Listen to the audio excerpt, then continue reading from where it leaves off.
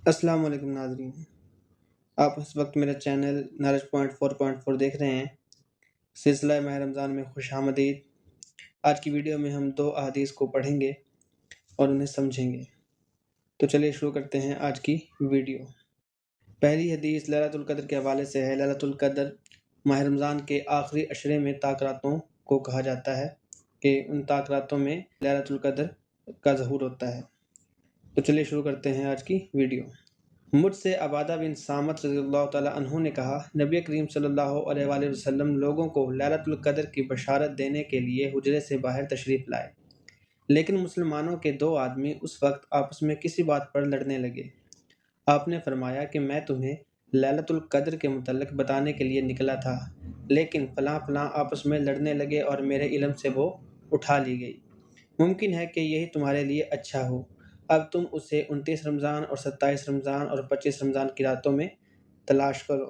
जैसा कि इस हदीस में बयान किया गया है, लैलतुल क़द्र की खबर तो दी गई थी, लेकिन किसी हिकमत के तहत वो नबी पाक सल्लल्लाहु अलैहि वसल्लम के इल्म से उठा ली गई।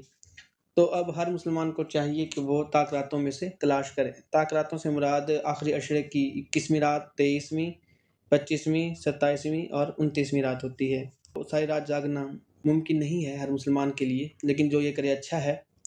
तो उसके लिए आपने करना क्या है कि जब ताक रात हो तो मगरिब को पढ़े। रोज़ा खोलने के बाद मगरिब को अच्छे तरीके से खुशू-खुज़ू के साथ पढ़े, फिर इशा की नमाज़ अदा करे और फिर जब तक जहाँ तक हो सके तस्बीहात करे या फिर नवाफ़िल अदा करे और फिर सो जाए। उसके बाद सुबह जल्दी उठकर सहरी करे। सहरी से पहले तहज्जुद पढ़ ले तो बेहतर है, तहज्जुद बल्कि लाज़मी पढ़े। उसके बाद सहरी करे और फजर की नमाज़ अच्छे तरीके से अदा करे। अगर उस रात लैलतुल क़द्र का ज़हूर हुआ तो वो उसकी उन 1000 महीनों से जो अफ़ज़ल रात होती है, लैलतुल क़द्र के बारे में कहा जाता है, उसकी इबादत उसमें कबूल हो जाएगी। 1000 महीने तकरीबन 80 से ऊपर, यानी कि 83-84 साल बनते हैं। हर मुसलमान को कोशिश करनी चाहिए कि वो लैलतुल क़द्र को तलाश करे और ताक रातों में अल्लाह ताला की इबादत करे। अगली हदीस की जानिब हम बढ़ते हैं कि नबी पाक सल्लल्लाहु अलैहि वसल्लम ने वो कौन सी तस्बीह है जो बताई है, जिसे पढ़ने के बाद मुसलमान के गुनाह समंदर की झाग के बराबर भी हो तो वो बख्श दिए जाते हैं। रसूलुल्लाह सल्लल्लाहु अलैहि वसल्लम ने फरमाया, जिसने सुबहान अल्लाह व बिहम्दिही दिन में 100 मरतबा कहा, उसके गुनाह माफ़ कर दिए जाते हैं, खा वो समंदर की झाग के बराबर ही क्यों ना हो। तो देखें, ये एक तस्बीह है सुबहान अल्लाह व बिहम्दिही। अगर इंसान इसे आम दिनों में यानी कि माह रमज़ान से हटकर 100 मरतबा हर रोज़ पढ़े तो उसके गुनाह को माफ़ कर दिया जाता है, हालांकि उसके गुनाह अगर समंदर की झाग के बराबर ही क्यों ना हो।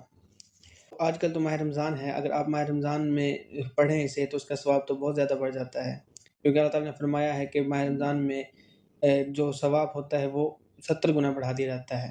यानी कि अगर आप किसी अल्लाह के नाम में 10 रुपये देते हैं तो वो 70 रुपये का सवाब आपको मिलता है। उम्मीद है आपको आज की वीडियो पसंद आई होगी। हमारे चैनल को सब्सक्राइब करें, वीडियो को लाइक और शेयर भी करें। बहुत शुक्रिया।